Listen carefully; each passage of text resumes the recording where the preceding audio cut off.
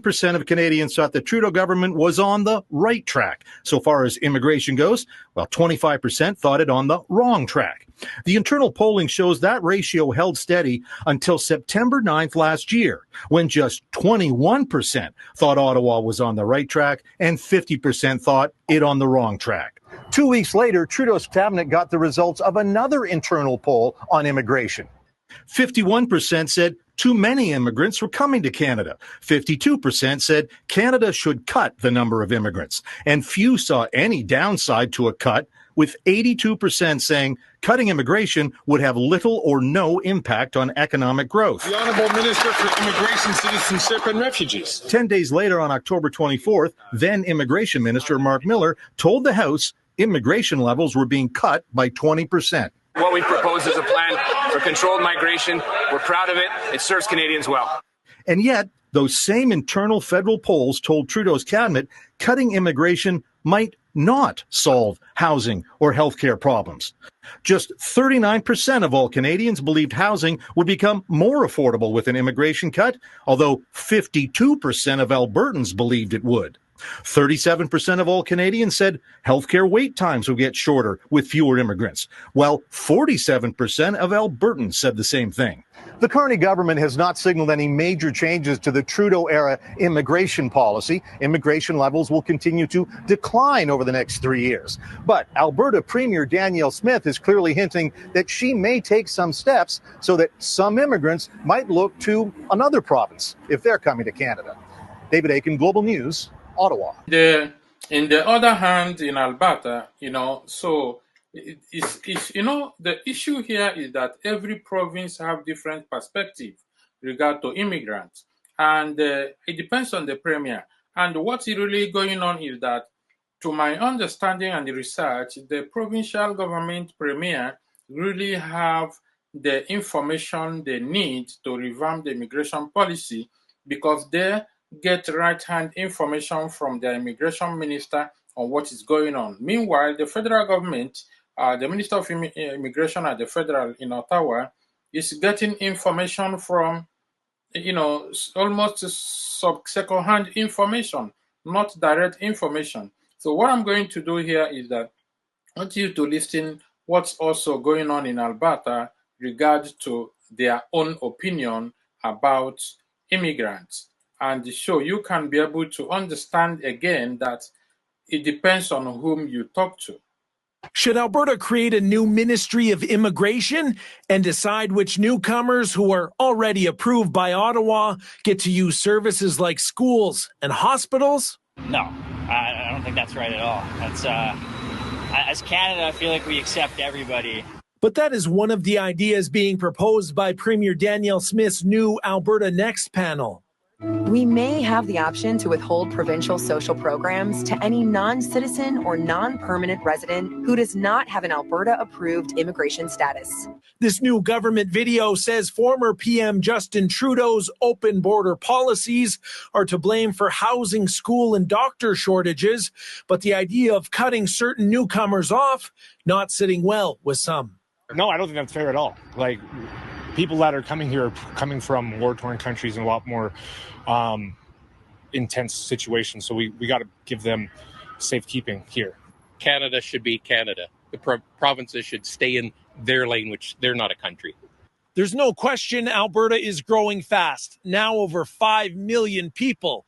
The NDP also has concerns about the pace of that growth, but its leader says even talking about withholding services is wrong. She's using incredibly inflammatory language like the right kind of people I approve of.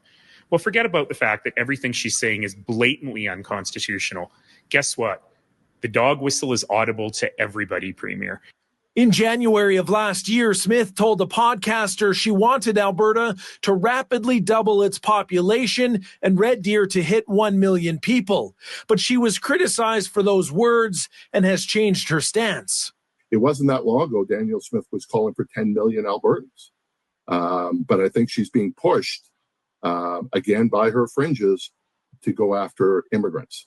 And she doesn't come out and say it, but is it about black and brown people?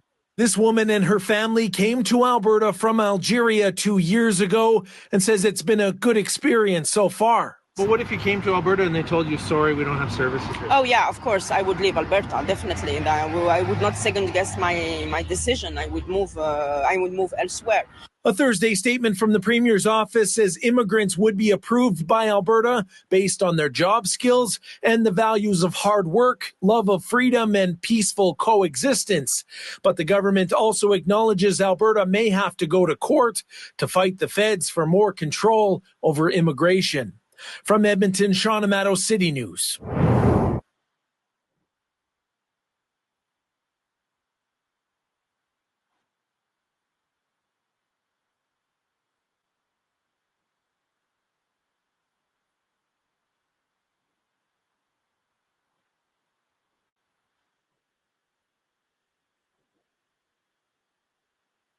Anyway, as you heard what is going on in Alberta, even in Quebec, which I believe they have many preferences because most of the, the last two immigration ministers come from Quebec, and compare with the last prime minister, which is also from Quebec province. So there is a little bit concession because of the Quebec agreement with Canada.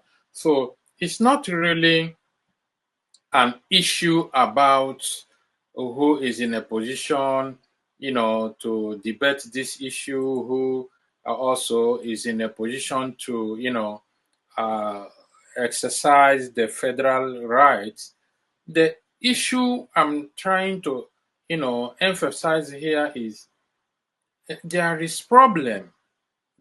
Apparently, there is a problem in immigration sector. But why can't they find out what is that problem and how do they have to solve it? At least things can keep going.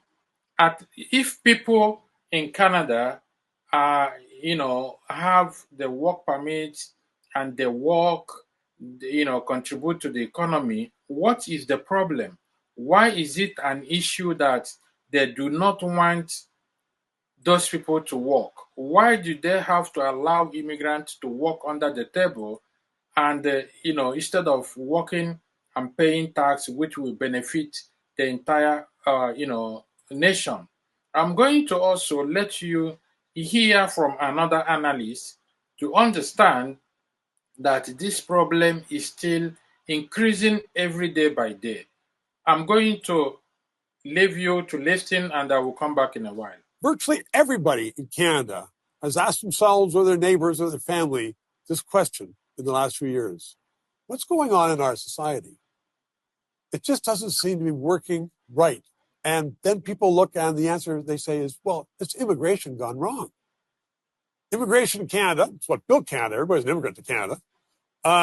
Everybody. Used to be when we needed more bricklayers, we're bringing more bricklayers. When you need more nurses, bringing in more nurses. And they became Canadian.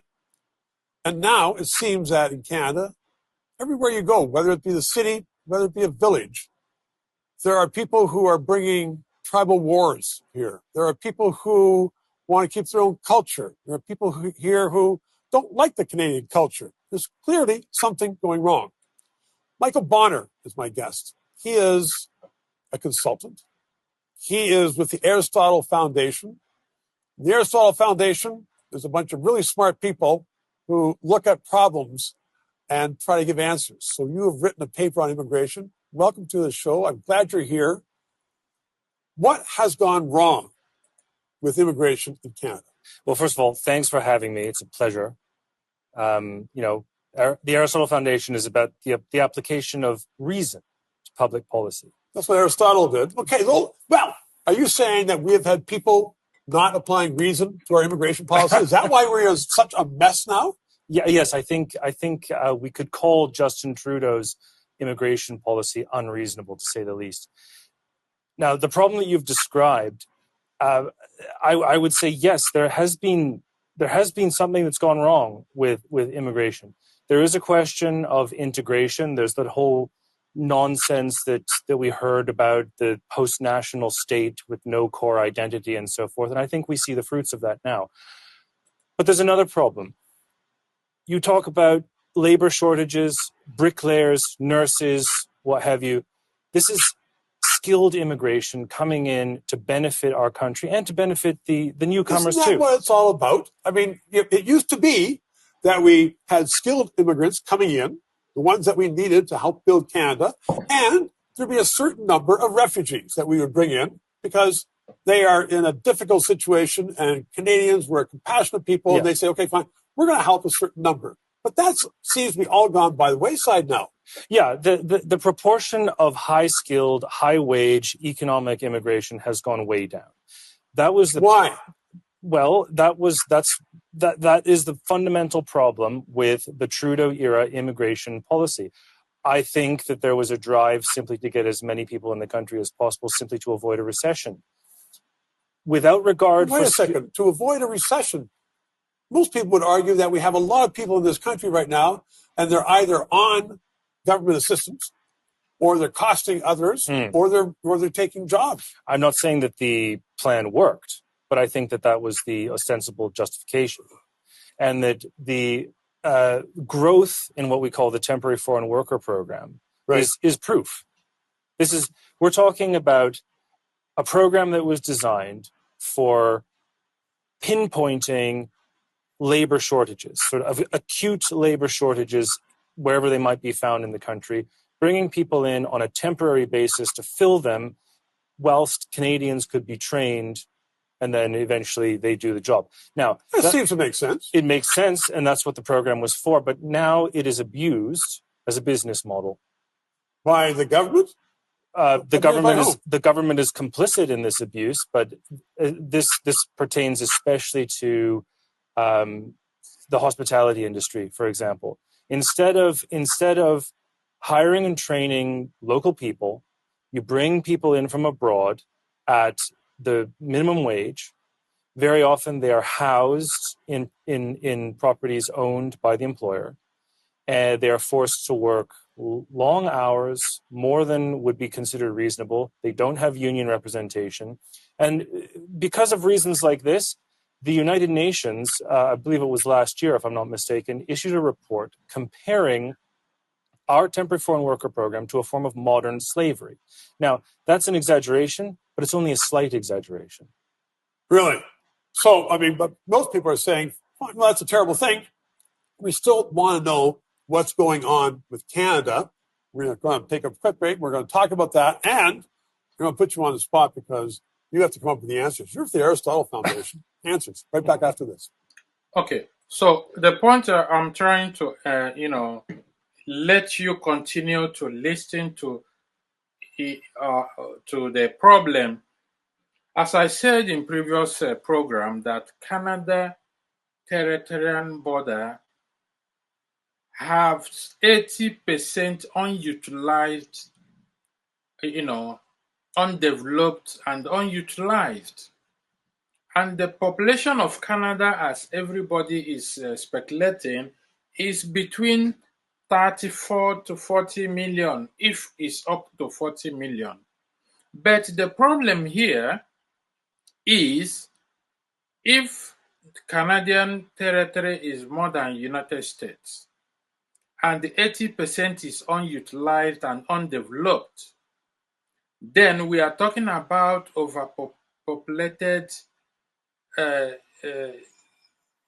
territory, as they proclaimed that 40 million is overpopulation. This does not make sense because the government can focus on development and infrastructural development to expand at least more 5%